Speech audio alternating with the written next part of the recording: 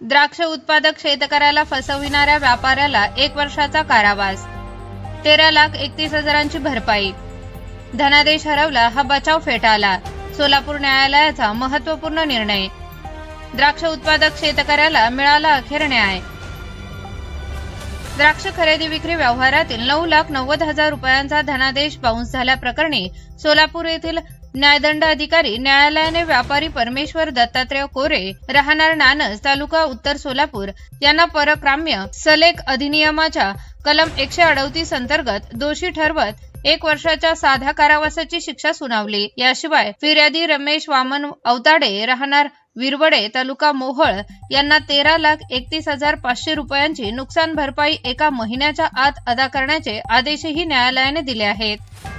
न्यायालयीन नोंदणीनुसार एप्रिल ते मे 2020 या कालावधीत आरोपीने फिर्यादीकडून 22,38,194 रुपयांचा द्राक्षमाल खरेदी केला होता. त्यापैकी 12,48,194 रुपये अदा करण्यात आले. मात्र उर्वरित 9,90,000 रुपयांसाठी आरोपीने दिलेला धनादेश बँकेत सादर केल्यानंतर पेमेंट स्टॉप बाय ड्रॉवर या कारणास्तव अनादरित झाला. त्यानंतर कायदेशीर नोटीस देऊनही रक्कम न मिळाल्याने फिर्यादीने न्यायालयात धाव घेतली.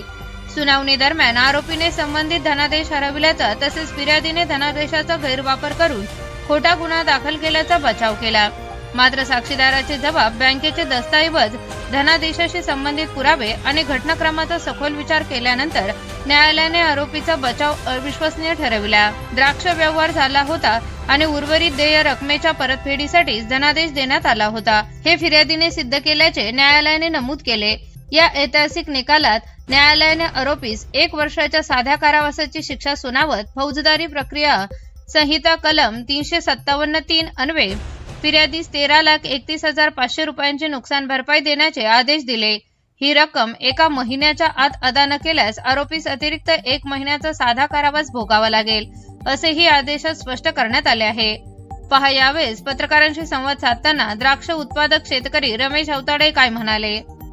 सर, काय सांगाल? एकंदरीत न्यायालयीन लढाई होती, आज निकाल लागलाय, तुम्ही जिंकलात, काय पार्श्वभूमी होती? मी द्राक्ष बागायतदार रमेश वामन अवताडे, विरवडे बुद्रुक, तालुका मोहोळ, जिल्हा सोलापूर.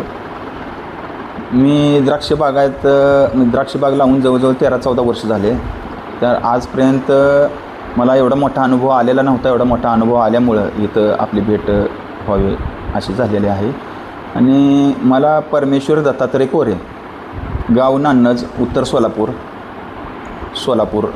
जिल्हा, तिथलं द्राक्ष व्यापारी त्याने 2017-18 मध्ये माझा द्राक्ष माल घेऊन जाऊन माझ्यावरती विश्वास संपादन करून 19 साली माझा द्राक्ष माल त्यांनी घेऊन जाऊन 9,90,000चा त्यांनी मला चेक दिला.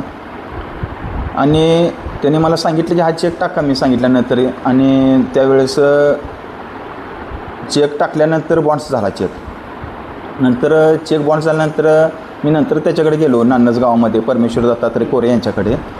तर तिथं गेल्यानंतर मी त्यांना म्हणलं की बाबा चेक बॉन्ड्स झालेला आहे, मला माझी रक्कम दे बाबा. म्हटलं आता काय, आम्ही पण शेती करतो, कष्ट एवढं मोठं करावं लागतं आम्हाला, नवरा बायकोंना वगैरे लेकरांना. तर त्याने काय नाही देत नाही म्हणला आणि भांडण करायला लागला, अंगावरती आला, उड्या मारायला लागला. म्हणजे त्याची भूमिका फार आक्रमक दिसली. त्याच्यानंतर मी काय आपण तिथून डायरेक्ट चेक घेऊन वकिलांकडे गेलो. वकिलांकडे गेल्यानंतर मग निलेश जोशी सर, सोलापूरचे वकील साहेब आहेत, त्यांनी मग मला मार्गदर्शन केलं. मी पूर्ण हकीकत सांगितल्यानंतर आणि तिथून पुढं मग माझी कोर्टाची पायरी चालू झाली. आणि मग कोर्टामध्ये आता 9,90,000चा चेक परमेश्वर दत्तात्रय कोरे यांनी मला दिलेला होता. तर त्याचे बँक व्याजदराने म्हणून मला कोर्टाने 13,31,500 रुपये मला द्यायची असं सांगितलेलं आहे. आणि ही रक्कम 1 वर्षाची जेल पण त्याला झालेली आहे. 13,31,500 रुपये द्यायचं आणि 1 वर्षाची जेल. आणि 1 महिन्यामध्ये ही रक्कम दिली तर बरं, नाही तर 1 महिन्याची जेल त्यांना वाढीव झालेली आहे. परमेश्वर दत्तात्रय कोरे, नान्नज. आम्हाला सांगा, ही प्रक्रिया कधी चालू झाली, सुरुवातीचा दिवस कोणता आणि निकाल कधी लागला? ही प्रक्रिया म्हणजे कोर्टात जाण्याचं जो योग आला ते 19-20 त्या दरम्यान. ते आता ह्या महिन्यामध्ये आत्ता निकाल लागला 26ला. मला निकाल लागला खूप आनंद झाला, कारण आजपर्यंत मी खूप मला त्रास झाला, खूप सोसलं. बाकीची कामं माझी दवाखान्यात मुलं लेकरांना आज न्यायचं ते उद्या न्यायची वेळ आली, कारण त्या दिवशी मला तारखेला जावंच लागत होतं, दिवसभर मला तारखेत तिथं थांबावं लागत होतं त्यावेळेस. तरी इतका मोठा कालावधी 6 ते 7.5 वर्षाचा कालावधी लागलेला आहे निकालाला.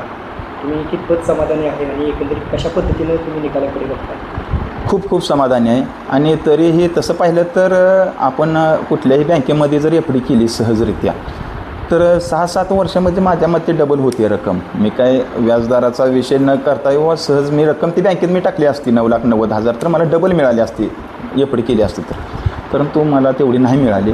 थोडंसं मला उणीव वाटते, कारण पैशाचं व्हॅल्यू थोडंसं 6-7 वर्षानंतर थोडंसं कमी झाले तसं पाहिलं. अगोदर त्यांनी त्याला माल दिला होता त्याच्या मी चेक घेण्याच्या अगोदर 2 वर्ष त्यांना मी माल दिला होता आणि त्यांनी त्यावेळेस मला रोख रक्कम मला दिलेली होती.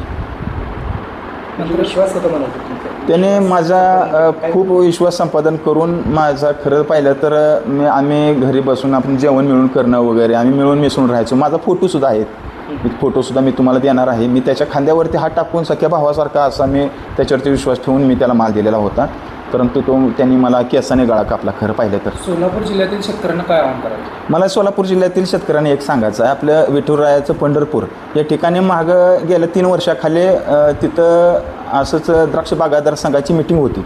तिथंसुद्धा मी परमेश्वर दत्तात्रय कोऱ्याचा विषय मी मांडला होता, कारण व्यापारीवाल्या असे येतात 2-3-4 वर्ष डाळिंब बागायतदार असतील, तुमचे द्राक्ष बागायतदार असतील, अन्य पेरू असतील, कुठल्याही बागायतदारांना एक विनंती हात जोडून की त्यांनी उधारी माल होताल तेवढं देऊ नये आणि जर द्यायचा असेल तर चेक घ्यावा त्यांनी.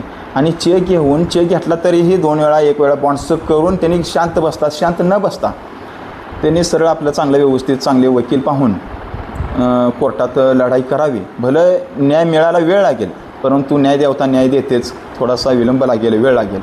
आणि त्यांनी न थांबता न्यायासाठी मग झगडत राहावं. म्हणूनच माझे जास्त प्रयत्न चालू आहेत की जी मला ही वेळ एवढी मोठी आलेली आहे, एवढे वर्ष थांबण्याची किंवा खूप खूप त्रास झाला. मला संध्याकाळी 12-1ला जर मला जाग आली तर मी रात्रभर मी झोपत नव्हतो, कारण मी एवढा मोठा जो माल दिलेला होता द्राक्ष माल, ठीक आहे मी एकटा मी मालक नव्हतो, मी असेल माझी पत्नी मुलं सर्वजण आम्ही भरपूर आम्ही कष्ट करत होतो. मी काय एकटा मालक नव्हतो. मला वाटत होतं की मी माझ्या कुटुंबावरती अन्याय केलेला आहे, अन्याय करतोय असं मला वाटत होतं.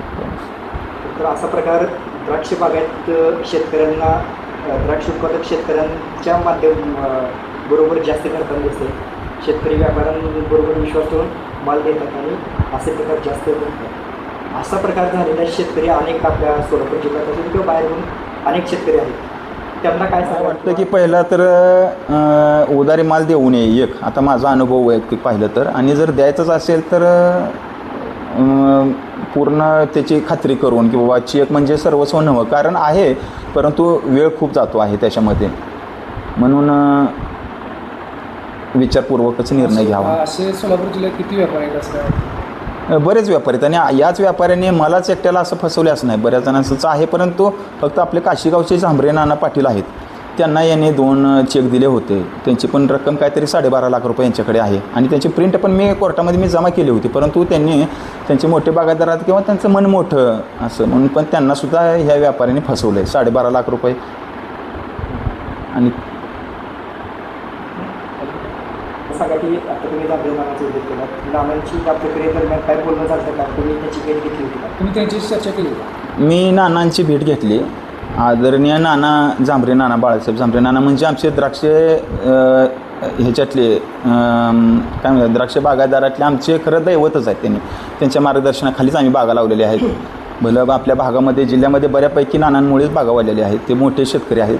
मी भेट घेतली. मी त्यांना म्हणलं नाना असं काय करावं, तर नानांनी मला त्यांचे चेक दाखवले आणि नानांनी मला सांगितलं की त्यांची पण याच व्यापाऱ्याने फसवणूक केली. ह्याच व्यापाऱ्यांनी फसवणूक केली आणि त्याने पण मला चेक दाखवले. आणि परंतु नाना म्हटले की एवढ्या मोठ्या व्यापारातून मला नाही जमणार कदाचित असं वगैरे काहीतरी थोडंसं नेगेटिव्ह. नानांनी केस नाही केली. नाना म्हणजे खरं पाहिलं तर देव अवतारच आहेत. म्हणजे एवढा मोठा गुन्हा होऊन सुद्धा एखाद्या समोरच्या व्यक्तीला ग बसतात म्हणजे थोडी दैवी शक्तीच मानावं लागेल, अगदी तुकाराम महाराजांसारखे. एकत्रित करता मोठा काळ गेला, काय भावना शेवटची प्रतिक्रिया काय असेल? न्यायालयीन निकालाकडे कशा पद्धतीने बघता? मी न्यायालयीन निर्णयाकडे मी खरंच न्यायदेवता म्हणजे माझ्यासाठी देवच आहेत आता सध्या. कारण मी पण हतबल झालो होतो एवढ्या वर्षामध्ये. माझा देवावरचा सुद्धा विश्वास कमी झालेला होता, परंतु आता देवावरती माझा जास्त विश्वास आलेला आहे.